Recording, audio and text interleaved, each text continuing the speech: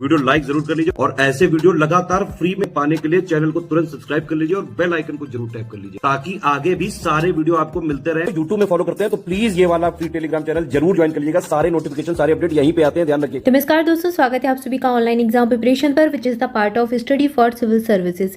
दोस्तों आज के वीडियो में हम देखने वाले हैं महात्मा गांधी से संबंधित आंदोलन। पिछले वीडियो में देखा था महात्मा गांधी से संबंधित कुछ महत्वपूर्ण तथ्यों को, जैसे कि उनके जीवन से संबंधित तथ्य, कब वो दक्षिण अफ्रीका गए, कब दक्षिण अफ्रीका से वापस आए, कब उनका जन्म हुआ और उनके जीवन से संबंधित और कई सारी चीज़ें देखी, जैसे कि देखा था कि उनके जीवन पर किन लोगों का प्रभाव पड़ा, कौन कौन सी वैचारिक विचारधाराएं थी जिनका प्रभाव पड़ा, जैसे कि वैष्णव आंदोलन, Bhagavad Gita, Bible, Leo Tolstoy, ये सारी चीज़ें हमने देखी थी। तो यहाँ तक हमने कवर कर लिया था।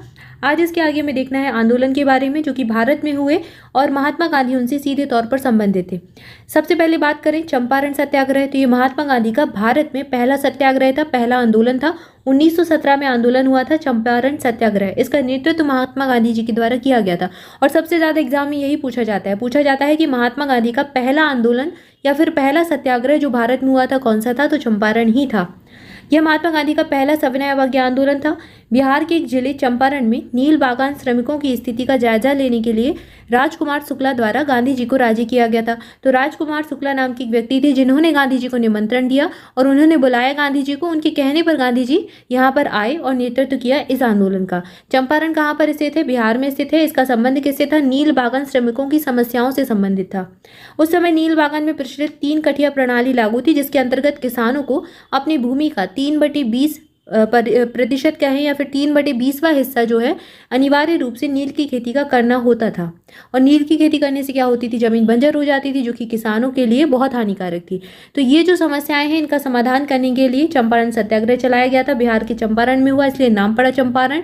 3 कठिया पद्धति या फिर 3 कठिया प्रणाली से ये संबंधित था जो कि नील बागान में प्रचलित थी। क्लियर है?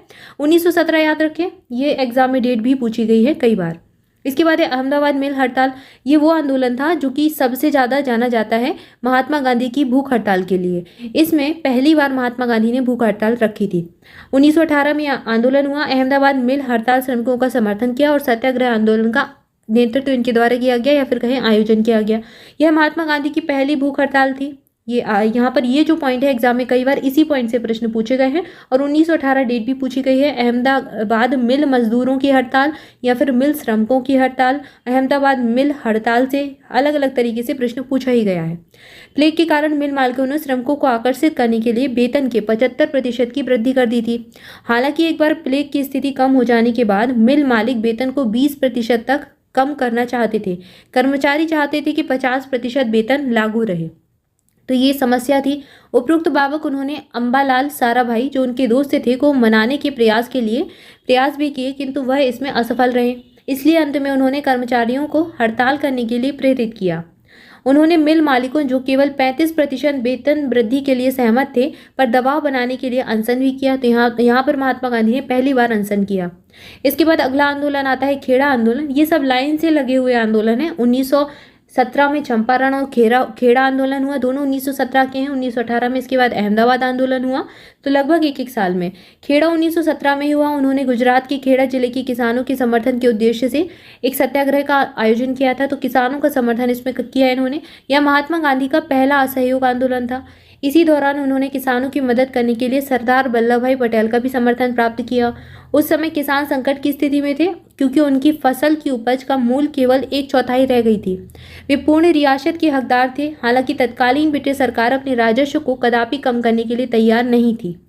उपरोक्त कारण से गांधी जी ने किसानों को अंग्रेजों के इस अन्याय के विरुद्ध मरते दम तक लड़ने का आग्रह किया। किसानों से आग्रह किया कि अंग्रेज जो ये अन्याय कर रहे हैं उसके विरुद्ध आप आवाज़ उठाएं, उसके विरुद्ध मरते दम तक लड़ते रहें। तो ये जो समस्या है खेड़ा सत्याग्रह किसानों से संबंधित था, 1917 में हुआ था, गुजरात के खेड़ा जिले का। इसके बाद रॉलेट सत्याग्रह आता है जो गांधी जी से जुड़ा हुआ है, 1919 में हुआ था। उन्होंने रॉलेट अधिनियम के विरुद्ध एक राष्ट्रव्यापी सत्याग्रह शुरू करने का निर्णय लिया। 13 अप्रैल 1919 को जलियांवाला बाग नरसंहार हुआ। यहाँ पर जो है जो एक जलियांवाला बाग है वहाँ पर एक जनसभा हो रही थी जहाँ पर जनरल डायर के द्वारा गोलियाँ चला दी गई और ये बहुत बड़ा जो एक घटना है सामने आती है। 13 अप्रैल 1919 की डेट एग्जाम में सीधे तौर पर कई बार पूछी गई है, तो ये डेट अच्छे से याद रख ले। जलियांवाला बाग नरसंहार कब हुआ था? 13 अप्रैल 1919 को। इसमें क्या हुआ, महात्मा गांधी ने 18 अप्रैल 1919 को उपरोक्त आंदोलन को वापस ले लिया था। ठीक है, तो 1919 में रोलेट एक्ट आया था और उसी के संबंध में उसी का विरोध करने के लिए जनसभा हो रही थी और इसका जो है विरोध प्रदर्शन करने के लिए, इसको दबाने के लिए जनरल डायर के द्वारा गोलियां चला दी गई, जिसमें कई सारे लोगों की मृत्यु हो गई, निर्दोष लोग मारे गए और जिसका पूरे भारत में कहें या सब जगह बहुत ज़्यादा इसकी भर्त्सना की गई कि ये बहुत ही दुखद घटना थी। इसके बाद असहयोग आंदोलन आया। असहयोग आंदोलन बहुत इंपॉर्टेंट है, एग्जाम में इसकी डेट भी पूछी गई है। एक एक आंदोलन जो है इतिहास के दृष्टिकोण से महत्वपूर्ण है, इन सबकी डेट एग्जाम में सीधे तौर पर पूछी जाती है। प्रीलिम्स में आपसे डेट ही पूछते हैं, जोड़ी मेलान में डेट पूछ लेंगे या फिर सीधे तौर पर पूछ लेंगे असहयोग आंदोलन कब हुआ था या फिर इससे संबंधित नेता कौन कौन थे, इस प्रकार के प्रश्न पूछे जाते हैं। अब यहाँ पर जो असहयोग आंदोलन है इसको देखते हैं। इसे 1920 में महात्मा गांधी के द्वारा लॉन्च किया गया, इनके द्वारा प्रारंभ किया गया। सितंबर 1920 में कांग्रेस के कलकत्ता अधिवेशन में उन्होंने खिलाफत और स्वराज के समर्थन में असहयोग आंदोलन शुरू करने की आवश्यकता के बारे में नेताओं को आश्वस्त किया। उन्होंने कहा कि असहयोग आंदोलन हमें शुरू करना है। इसे दिसंबर 1920 को कांग्रेस के नागपुर अधिवेशन में अपनाया गया था। Mohammad Ali Jinnah, Annie Besant, GS. खरपड़े और बी.सी. पाल ने कांग्रेस छोड़ दी थी क्योंकि वे एक संवैधानिक और वैध संघर्ष में विश्वास करते थे, जबकि सुरेंद्र नाथ बनर्जी जैसे कुछ अन्य लोगों ने इंडियन नेशनल लिबरेशन फेडरेशन की स्थापना की। इसी आंदोलन के दौरान अलीगढ़ में जामिया मिलिया, काशी विद्यापीठ, गुजरात विद्यापीठ और बिहार विद्यापीठ की भी स्थापना की गई। इसी आंदोलन के दौरान मोतीलाल नेहरू, जवाहरलाल नेहरू, सी.आर. दास, सी. राजगोपालाचारी, सैफुद्दीन किचलू, वल्लभ भाई पटेल, आसफ अली, टी. प्रकाशम, राजेंद्र प्रकाश जैसे कई वकीलों ने अपनी वकालत छोड़ दी। और ये प्रश्न जो है एग्जाम में पूछा जाता है। यूपीएससी में ऐसे प्रश्न पूछे जाते हैं कि असहयोग आंदोलन से संबंधित घटनाओं का निम्नलिखित में से किससे का संबंध नहीं था, या फिर जो निम्नलिखित घटनाएं दी गई हैं किसका संबंध असहयोग आंदोलन से नहीं था या फिर किसका संबंध था, तो वहां पर 3-4 पॉइंट आपको ऐसे ही दे देंगे। इस आंदोलन के लिए तिलक स्वराज कोष में 1 करोड़ रुपए जमा किए गए थे। इस आंदोलन के दौरान कांग्रेस की स्वयंसेवी वाहिनी समानांतर पुलिस के रूप में उभर कर सामने आई। नवंबर 1921 को प्रिंस ऑफ वेल्स की भारत यात्रा के बीच अनेक स्थलों पर हड़ताल प्रदर्शन का दौर भी जारी रहा और 5 फरवरी 2022 को हो गई चौरी चौरा घटना। चौरा चौरी जो कांड हो गया 5 फरवरी 2022 को, इसके बाद महात्मा गांधी ने असहयोग आंदोलन वापस ले लिया। तो चौरी चौरा घटना के बाद ये आंदोलन वापस ले लिया गया। 2 साल में ही 1920 में इसको प्रारंभ किया गया था और 5 फरवरी 2022 को ये खत्म कर दिया गया। क्लियर है? तो यहाँ पर ये पूरी जो घटनाक्रम है ये याद रखिए, एक एक चीज एग्जाम में पूछी जा सकती है। इसके बाद अगला महत्वपूर्ण आंदोलन जो कि गांधी जी के जीवन से जुड़ा है, सविनय अवज्ञा आंदोलन, इसके बारे में हम जानेंगे और साथ ही भारत छोड़ो आंदोलन के बारे में। दोनों महत्वपूर्ण है, इसको अगले वीडियो में हम कवर करेंगे। तब तक के लिए आपसे भी चैनल के साथ जुड़े रहें, चैनल को सब्सक्राइब जरूर कर दें। ऐसी इंपॉर्टेंट वीडियो आप तक पहुंचते रहें, इसके लिए बेल आइकन जरूर प्रेस कर दें और वीडियो को लाइक करना बिल्कुल ना भूलें।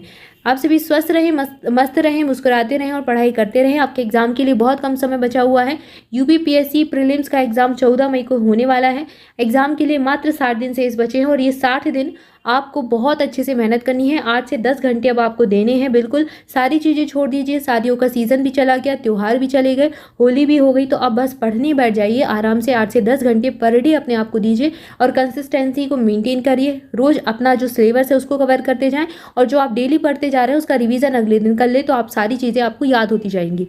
ठीक है, इसके अलावा आप 60 दिन का क्रैश कोर्स भी ज्वाइन कर सकते हैं। स्टडी फॉर सिविल सर्विसेज का चालू हो चुका है। 780 पेज का इसमें मटेरियल दिया जा रहा है और आप इसको ज्वाइन करके बस इतना पढ़कर सिलेक्शन ले सकते हैं, कट ऑफ क्लियर कर सकते हैं प्रीलिम्स में। और इसके 2-3 क्राइटेरिया, आपको 6000 वाला कोर्स भी अवेलेबल है, 4000 वाला भी है, 9000 वाला भी है।